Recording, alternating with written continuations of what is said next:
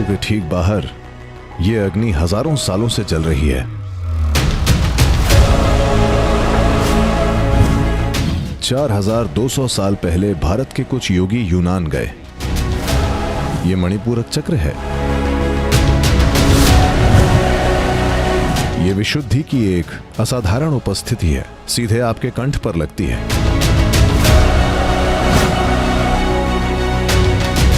किसी और दुनिया के जीवन ने इसे एक तरह से हवाई अड्डे की तरह चुना है।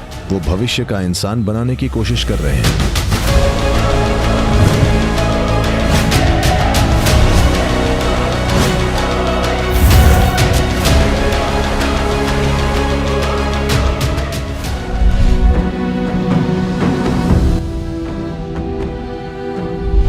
अजरबैजान मतलब अग्नि की भूमि। तो यहां ऐसे स्थान है जहां खुद ब खुद प्राकृतिक गैस जमीन से रिस कर बाहर निकल रही है और जल रही है। तो हजारों सालों से ये आग जल रही है। और ये हिंदू मंदिर जो इस जलती हुई गैस की अग्नि के चारों ओर बनाया गया है, ये तकरीबन 8500 साल पुराना है। इसे कई बार दोबारा बनाया गया, पर ओरिजिनल मंदिर 8500 साल पुराना माना जाता है।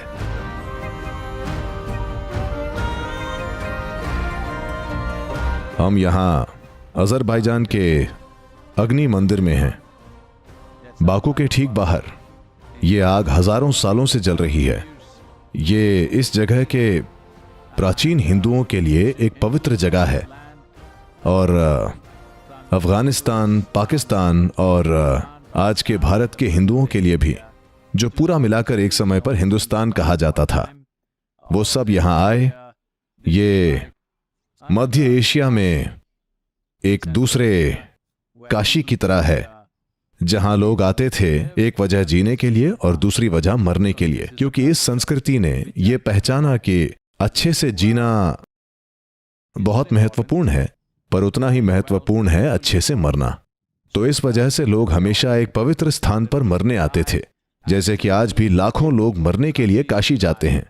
यह भी ऐसी एक जगह थी। वो संस्कृति खत्म हो गई है, लेकिन फिर भी लाखों तीर्थयात्री इस अग्नि मंदिर के लिए आज भी यहां आते हैं।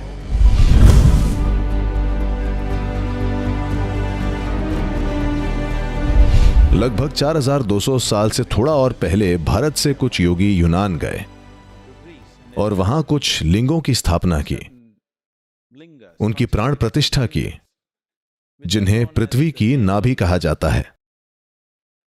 मैंने कहीं पर यह तस्वीर लगभग 15 साल पहले देखी थी और मैं तुरंत पहचान गया कि मणिपूरक चक्र है। मैंने पूछा कि यह किसने बनाया है, कहां पर है। वो बोले ये डेल्फी में है। काफी समय से मैं वहां जाने की सोच रहा था और इसमें 15 साल लग गए, क्योंकि हम ऐसी कुछ जगहों पर गए जहां, और ये 4200 4300 साल से भी ज्यादा पुराने हैं, पर ये अब भी जीवंत हैं। उन्होंने इन्हें बदल दिया है। वो इन्हें मूल स्थान से ले गए हैं और संग्रहालयों में रख दिया है, पर ये अब भी जीवंत हैं। आप इन्हें मार नहीं सकते। यही इस प्रक्रिया की सुंदरता है।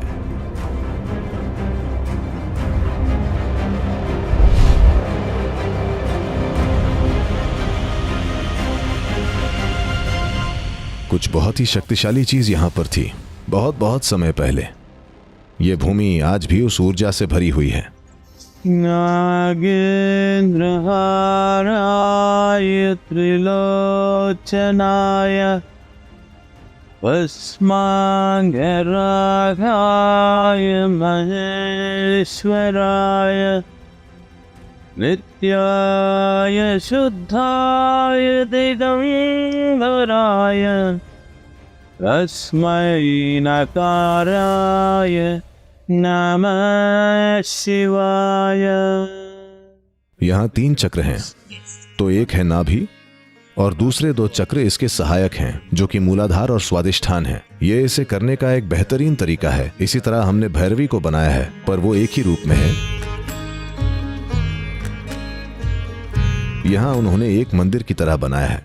दक्षिण भारत में ऐसे स्थान हैं, इतने भव्य नहीं, पर इस सिस्टम के जैसे ही कुछ मंदिर हैं जहां आप चक्र बनाते हैं। अगर आपको तीनों या 7 चक्रों को मिला जुला कर एक रूप बनाना हो तो ये एक बड़ा चैलेंज होता है, पर अलग अलग इस तरह से बनाना ये कहीं ज्यादा आसान है।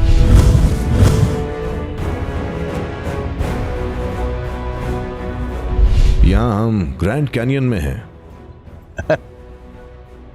इसे बनने में लाखों साल लगे, जो इस जगह के भूविज्ञान के इतिहास को दर्शाता है, जो कि लगभग 180 करोड़ साल पुराना बताया जाता है। असल में ये कोलोराडो नदी है, जो पृथ्वी को लगभग 1 मील गहरा काटकर नीचे उतर गई है। पर यहां यह जीता जागता प्रमाण है कि पृथ्वी के साथ लाखों साल में क्या हो जाता है। यह बिल्कुल अविश्वसनीय है, कल्पना से परे।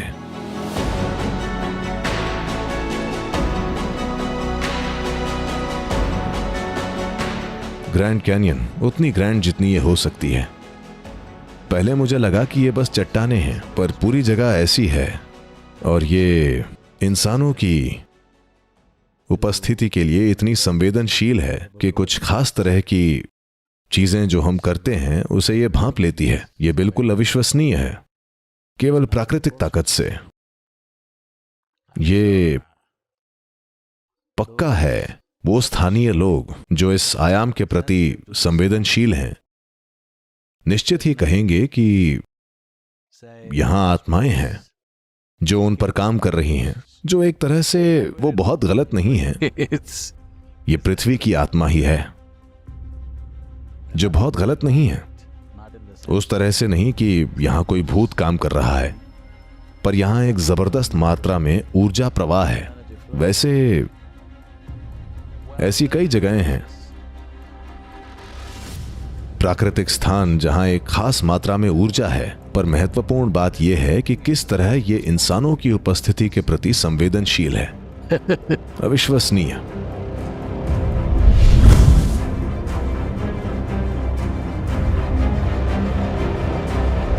जैसे हम वायोमिंग के मैदानों में घूमे, एक चीज जो मेरे अनुभव में उभर कर आती है वो है मातो तिपीला।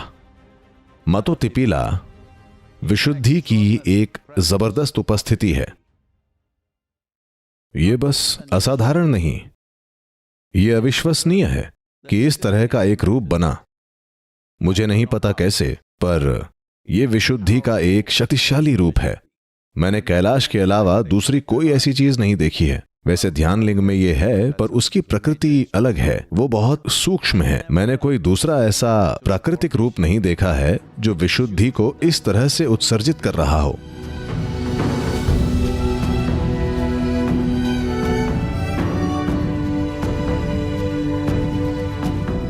मातो तिपीला सीधे आपके कंठ पर लगता है। यह एक आयामी है, क्योंकि यह विशुद्धि है।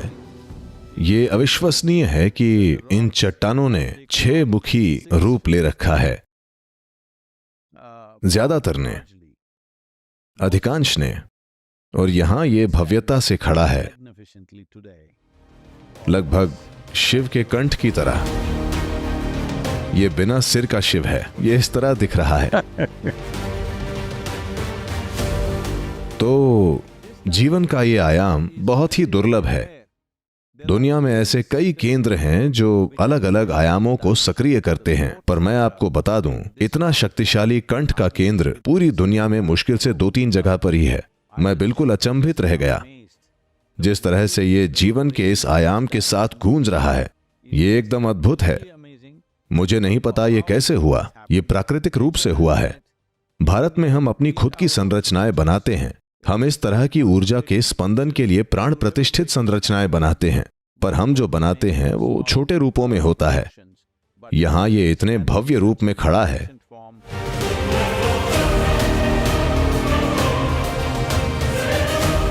किसी को इसकी भौतिक उपस्थिति में होना जरूरी नहीं है। इतने शक्तिशाली आयाम से आप कहीं से भी जुड़ सकते हैं।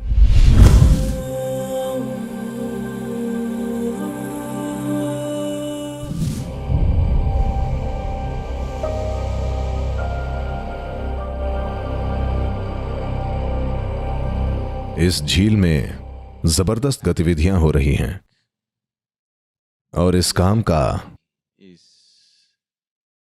यह काम उस तरह का है कि इसका इस ग्रह के जीवन की किसी भी चीज से कोई लेना देना नहीं है। यह कुछ बिल्कुल ही अलग है। यह जीवन है, पर वैसा नहीं जैसा हम जानते हैं।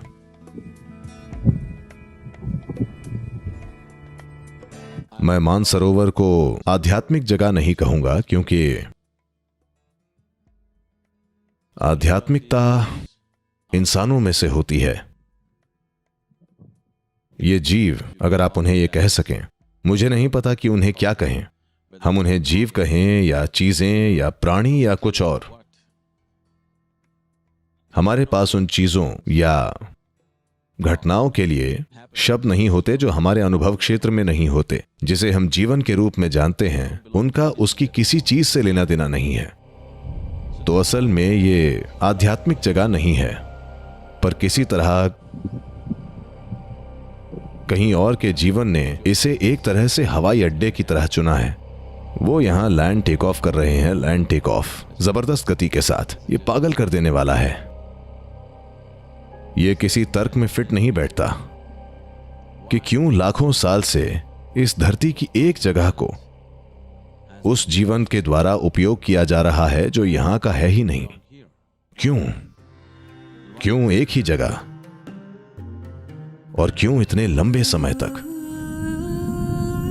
मानसरोवर में जो हो रहा है उसे देखकर एक अनुमान यह है कि शायद इंसानों के निर्माण में इन ताकतों या इन जीवों का हाथ है। यह एक अनुमान है।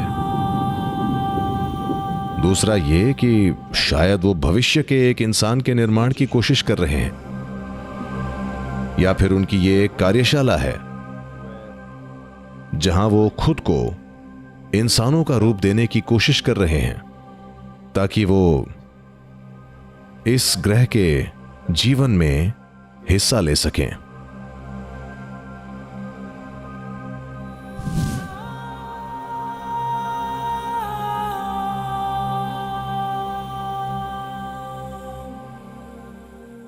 कैलाश को हमेशा से ही महान जीवों का घर माना गया है, क्योंकि कई महान जीवों ने अपने काम को जमा करने के लिए, अपने काम को सुरक्षित रखने के लिए कैलाश को चुना।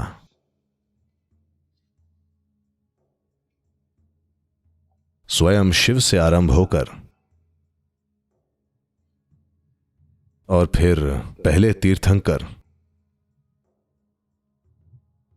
और महानतम बौद्ध गुरुओं में से दो ने, इन सभी ने अपने काम को सुरक्षित रखने के लिए कैलाश पर्वत को एक जगह के रूप में चुना। जब मैं कहता हूं काम को सुरक्षित रखना, तो असल में इस ग्रह पर